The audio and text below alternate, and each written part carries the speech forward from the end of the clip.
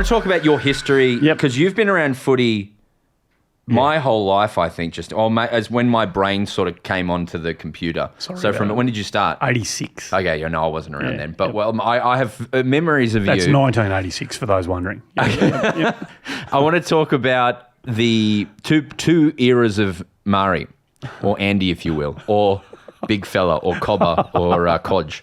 I want to talk about, firstly, the 10 era. Take me there, because I'm in year 9. I'm passion lots of chicks.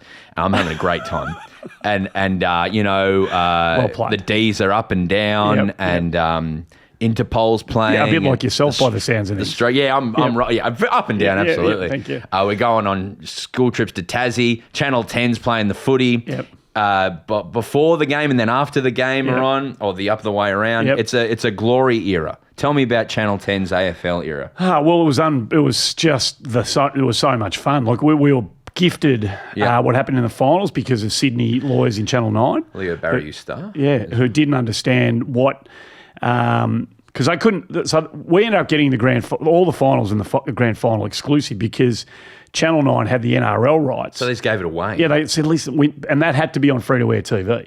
The finals had to be on free-to-air TV. And 9 said, well, we're not putting it on. That's insane. We're not putting it on because we got the rugby league with the NRL finals on. So they said, we need a free-to-air partner. So Channel 9 and Channel 10 co-produced, if you remember, and then Fox had the other half of it. Yeah. And 9 would get to the end of the home and away season on the Friday night, and they'd basically sign off. See you later. Enjoyed the season. Great. See you next year. And then we had the finals exclusively on free-to-air TV. So it was great fun. We owned Saturday. I'd boundary ride on a Saturday afternoon and then nick into the studio and do before the game. Was that done from the Paran down in South? Yeah, it was. Yeah, Como. Yep. And it was great fun. Yeah. And the guys who produced that, most of them are still producing the front bar. Right. So 80 Brown. Right. Yeah. And it's the same kind of crew. The crew, Paul Collegia, Adam Rosenberg, they're all involved. You know these guys. And we're still basically the same back of house team. That's so interesting. Yeah. Were you part of after the game when it first? No, Hutto did it. So Hutto did after the game, and then when it came before, he wanted to call Saturday night games. So he had the option of calling Saturday afternoon games and hosting before the game. But he wanted to call the big, and he's a great caller, and he's one of the best of all time. So he wanted to call the Saturday night. So they needed someone, if Hutto couldn't host the show, they just wanted a straight footy presence to anchor it, to do the footy bits and pieces. Even though they had Sam or Nez later, whoever it was, they just wanted an anchor. Yep. So they said, listen, we're going to need you to do this. And I'd really never done anything quite like that in my life. And who was it? You, Husey, to begin with. You, Husey, Sam Lane, Peter Hellier. Limo. Yeah, and Limo's around, of course. Yeah. That was the birth of Limo in my mind. Yeah, it was. Some guy from Adelaide. Yep. Who goes for Hawthorn. Yep. That was the launch. He shaved his head lately, and I reckon it's a vibe and a half. Well, he's sort of admitting defeat. No, but I reckon he looks like a hard nut. I reckon it's good for him. Yeah, well, good. I mean, he'll hear this, and if he hasn't, I'll pass that on. And he'll very much... Have you had him on? No.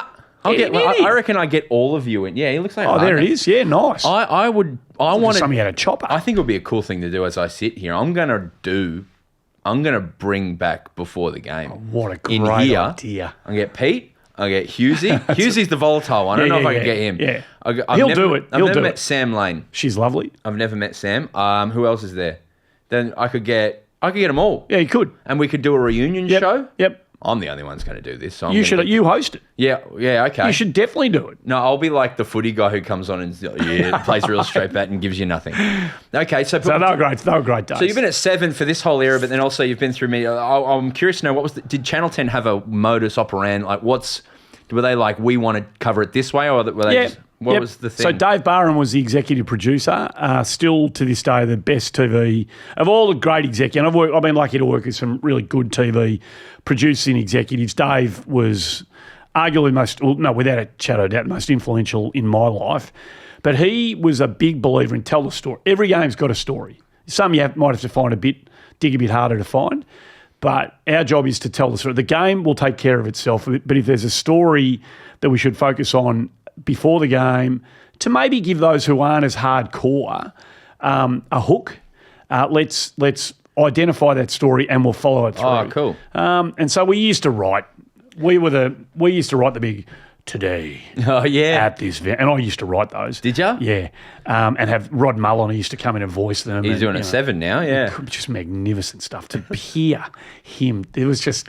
He came in here goosebumps. one day and did a video. He's like, hello, how Yeah, are you, yeah, bro? And yeah. he's a good bloke. No, so that was their kind of philosophy, and because they had Saturday, we'd finish with the fifth quarter that I used to do with Chris O and Lloydie and Yeah. Blighty and whoever else was around, and so you tell the story of Saturday and start the day and finish the day, and whatever you need to know, you'd know. There's still a huge demand for 5-minute warning.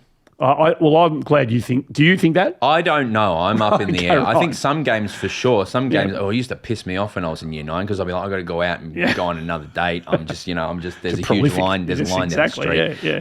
But then,